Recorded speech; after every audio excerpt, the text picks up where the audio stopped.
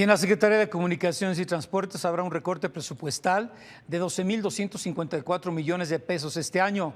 Para hablar de este impacto que traerá en obras y proyectos, nos enlazamos con Gustavo Arballo, presidente nacional de la Cámara de la Industria de la Construcción. Muchas gracias y muy buen día.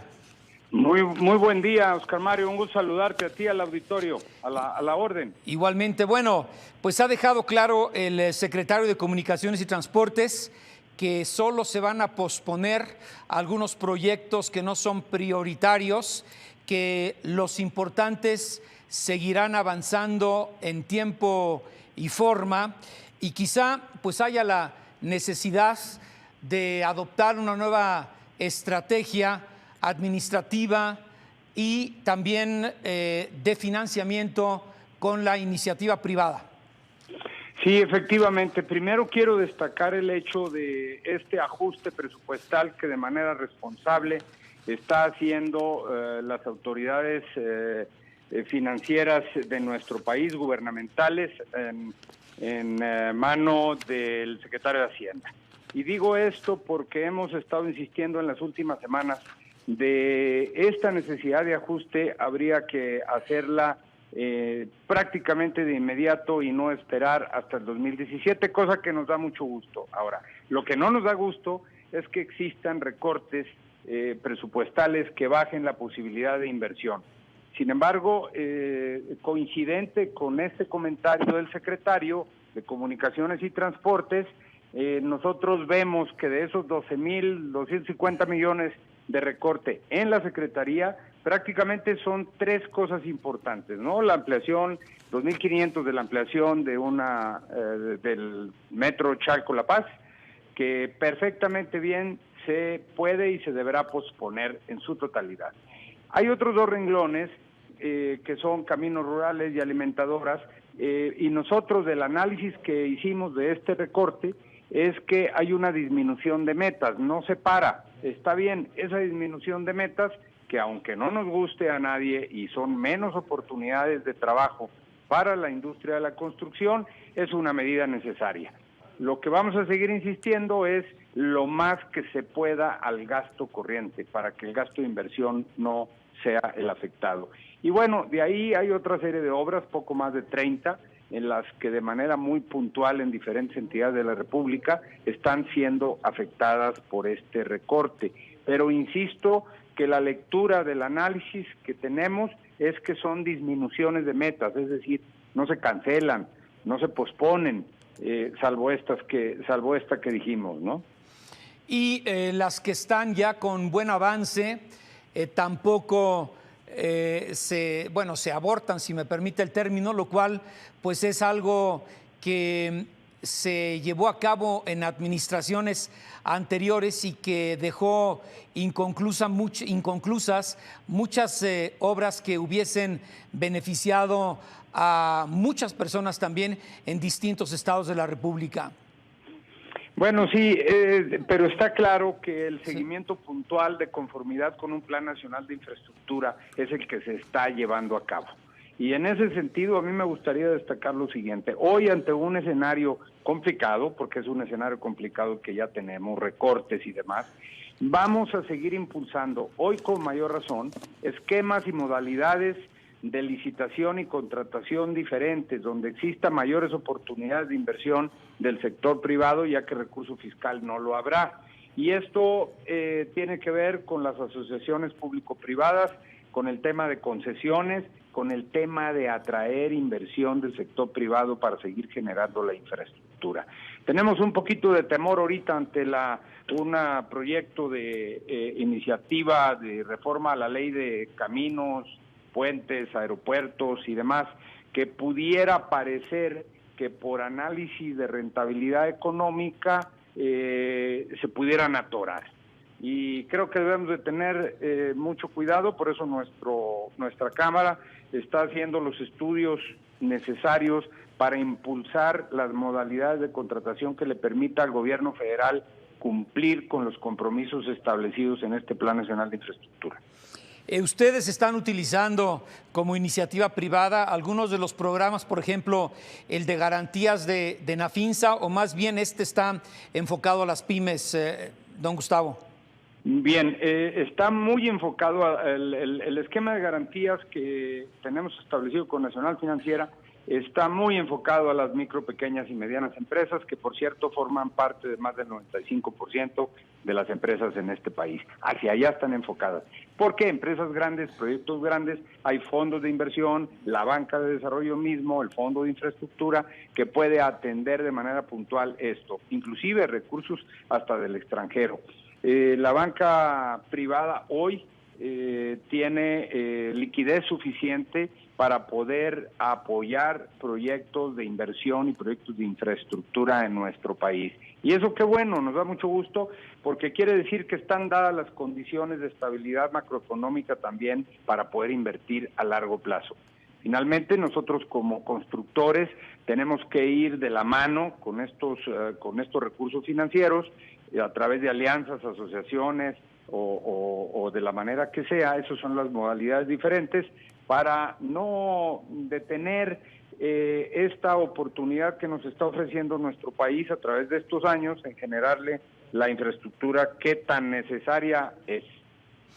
Ahora, ¿estará usted de acuerdo que México se presenta entre pues gran parte de las naciones del mundo y más de Latinoamérica como una de las opciones, una de las posiciones privilegiadas para atraer capitales nacionales y extranjeros, específicamente en el ramo en donde ustedes participan, que llega a ser a nivel mundial como un referente muy claro del rumbo que sigue cualquier economía?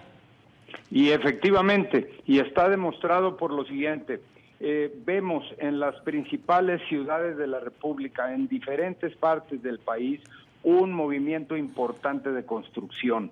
Claro, la mayor parte de esa inversión es privada. Estoy hablando de vivienda, de áreas comerciales, de áreas habitacionales de segmentos mayores. Estoy hablando de parques industriales, infraestructura hospitalaria, educativa y todo ello con recurso privado. Este dinamismo que estamos viendo gracias a la participación del sector privado con recursos, pues permite por esa situación privilegiada del país que ofrece condiciones, estabilidad para seguir atrayendo, y no nada más de fuera, nacionales efectivamente. Todos creo que nos damos cuenta cuando llegamos a una de estas capitales de los estados importantes, vemos grúas por todos lados levantando edificios, vemos haciendo nuevas carreteras, pasos a desnivel, en fin, diferentes proyectos. Y esto es ese dinamismo que efectivamente se menciona y en donde estamos trabajando fuertemente las empresas constructoras.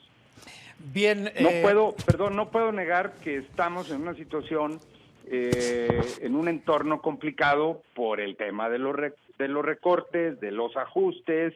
Esta situación no la podemos soslayar. Sin embargo, y esa es una de las responsabilidades que tenemos, es que ante esta circunstancia tenemos que encontrar nuevas modalidades de contratación, nuevas modalidades de atraer recursos para poder seguir construyendo. De otra manera, si nos quedamos como en el pasado, pues seguramente vamos a retrasar oportunidades de construcción y de infraestructura en este país. Y pues aprovechando, don Gustavo, aunque es, otro tema, pero cabe dentro del mismo rubro, ¿qué tanto favorece a la industria de la construcción en México las nuevas o las nuevas obras que se han adjudicado a través de las nuevas licitaciones en la ronda 1, que ya va en su capítulo 4 para la exploración y explotación de pozos petroleros? Empezamos a ver, a través de esas licitaciones, hay una fuerte participación de empresas extranjeras. Necesariamente tiene que ser así porque aquí no teníamos los antecedentes, salvo muy pocas empresas mexicanas que hacían trabajos de exploración, de explotación de hidrocarburos, es decir, requerimos de esa inversión extranjera, empresas extranjeras o tecnología extranjera. Y en ese sentido creo que estamos como conformándonos como industria para que en un futuro inmediato y a largo plazo podamos tener también la estructura como empresas con mayor capacidad de ejecución, de alianzas o de asociación, porque pues está claro que la llegada de recursos para este sector energético pues no va a ser así de inmediato, ni todo se está dando en 1 o en 2 años, pero, y sobre todo por la baja del petróleo ahorita, pero estamos seguros que este es un camino que necesariamente se tendrá que dar, y por ello es que debemos estar aquí preparados y listos para esto. Para el 17, ¿esperan una situación más delicada o mejor de la que se va a vivir en el 16? Bueno, 16 ya de hecho es una situación, repito, entorno complicado, pero también hay nuevas modalidades a lo que yo me he referido. ¿Qué esperamos 2017? Si siguen así las condiciones, yo espero que no lleguemos otra vez a repetir lo que sucedió por allá en el 2013, 2014, que fueron 14 meses consecutivos de números negativos en la industria de la construcción. El año pasado cerramos con 2.5, este año ya como tenemos la información, podemos andar entre el 2 y 2.5. Finalmente números positivos, eso quiere decir inversión. Quisiéramos crecimientos mayores, porque eso es lo que requiere nuestro país, es decir, son pobres los crecimientos del 2, 2.5, sin embargo, siempre será mejor que sea positivo y no llegar a lo que vivimos durante 14 meses consecutivos con números rojos. Pero se encuentra usted y los miembros de su Cámara u organismo en una especie de optimismo cauteloso o simplemente pues como los japoneses en el famoso wait and see. Yo diría que en ese sentido no debemos de caer en el optimismo, debemos de caer efectivamente de manera muy cautelosa, pero tenemos que ser más creativos, tenemos que buscar, insisto, las formas de... Al país no lo podemos parar en su crecimiento por decreto, el país no puede parar en los 3 niveles de gobierno simplemente porque no hay recursos, al contrario, debemos insistir con los niveles de gobierno que el gasto corriente es el que se tiene que ajustar, debemos de darle prioridad al gasto de inversión, en fin, eso es hoy la mentalidad que debemos de asumir los constructores en el país. Don Gustavo, pues lo felicito por sus conceptos tan claros y su análisis tan objetivo. Gracias por su tiempo. Al contrario, a la orden y muchas gracias. Gracias. Don Gustavo Arballo, presidente de la Cámara de la Industria de la Construcción.